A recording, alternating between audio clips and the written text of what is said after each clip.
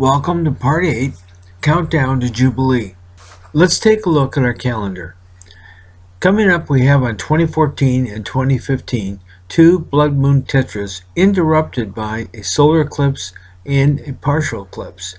In addition, you can see that the 50th Jubilee falls right in the middle of the second Tetrads on 9/23/15 and goes for a whole year to 10/11/16. In addition, two more important dates as the Yom Kippur Day of Atonement of 9/23/16 and the 9th of Av, July 22nd, 2018. What I'd like to point out is that this document is about the return of Christ, and all eschatology must include the resurrection of Christ to the return of Christ. There's 100 years of Christian intervention that takes place from 1917 to 2017. There's a 70-year warning shot.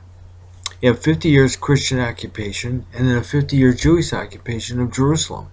You have 50 and 100 years of Jubilee and return to the land, which took place in 1917, 1967, and it's going to happen again here in 2015.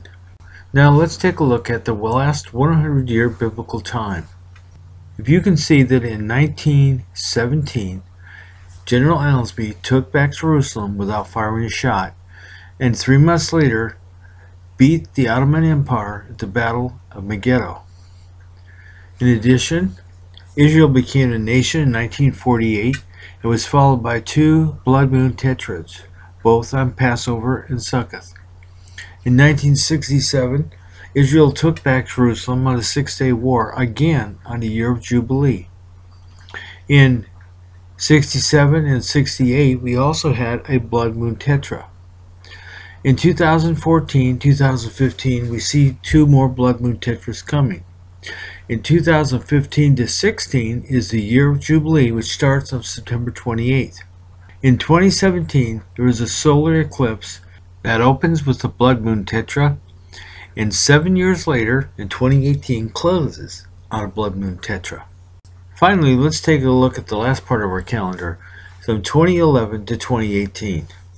On 2011, there's a blood moon Tetra, and it's the darkest bullseye blood moon Tetra in the last 500 years.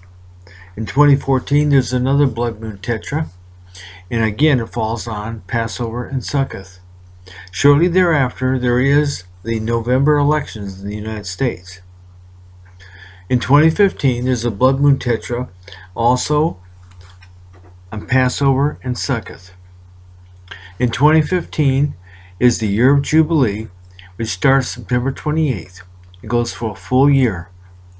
In the middle of all that, there is another November election.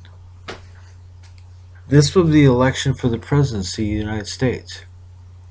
And then following that, 2017, we have a solar conjunction that meets in Regulus. It is the fulfillment of Matthew 24:30. This will take place on August 21st, 2017. Shortly after that solar eclipse, in just a year, there's a special event. It's called the 9th of Av. That's a very special time in Jewish history.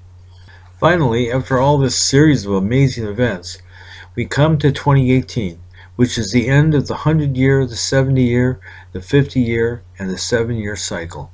The 9th of Av, or Tisha B'Av, is a Jewish holiday which they fast, and it commemorates the destruction of the first and second temple and several other amazing events. The 9th of Av is known for 5 famous calamities. First of all, the 12 spies sent by Moses to observe the land of Canaan returned with their mission, and only 2 of the spies, Joshua and Caleb, brought a positive report, while the others spoke despairingly about the land. The first temple, built by King Solomon in the kingdom of Judah, was destroyed by the Babylonians, led by Nebuchadnezzar in 587 BCE. The second temple, built by Ezra and Nehemiah, was destroyed by the Romans in August 70 CE.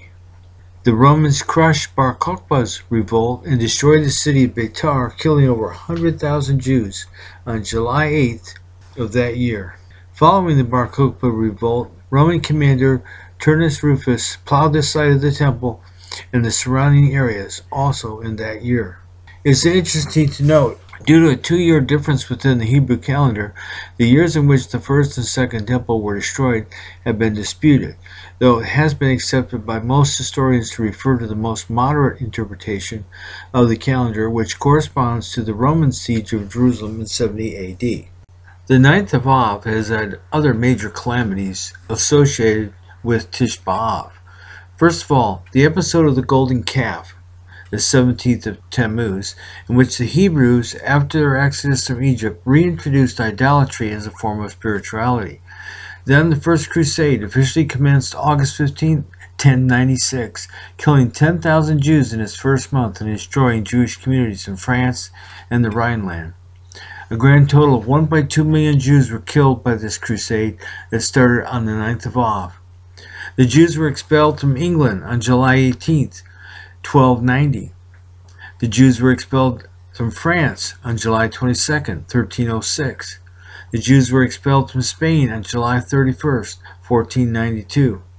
Germany entered World War I on August 1st and 2nd, 1914, which caused massive upheaval in European Jewry, which aftermath led to the Holocaust.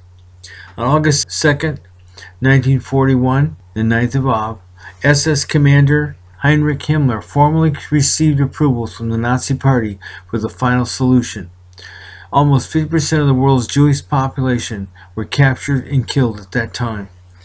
On July 23, 1942, also the 9th of Av, began the mass deportation of Jews from the Warsaw Ghetto en route to Treblinka. Most communities used Tish B'Av to mourn the 6 million Jews who perished in the Holocaust. Also, the 9th of Av oftentimes is considered a general period of time. Some of the events that took place were like on the 10th of Av or within that week, and they're also considered part of the calamities of the 9th of Av. So any event that occurs during the week of the 9th of Av or the week after could also be identified as the 9th of Av.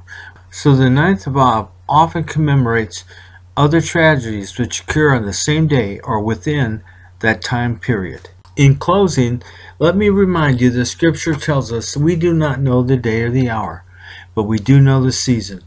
In Matthew 24:32-34, he teaches the parable of the fig tree, which is his branch is yet tender and putteth forth leaves. Ye know the summer is nigh.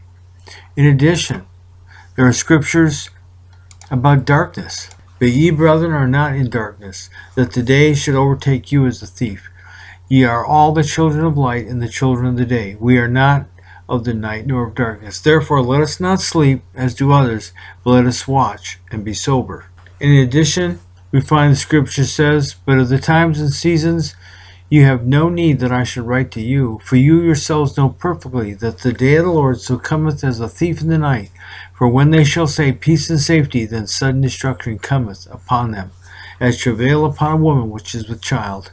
Who knows, maybe this Jubilee, this third 50 year in this last 2 centuries, we'll be able to see the reality that maybe Israel will take back the Dome of the Rock. This is Pastor Chris Ward saying thank you for listening to me. God bless and have a wonderful day.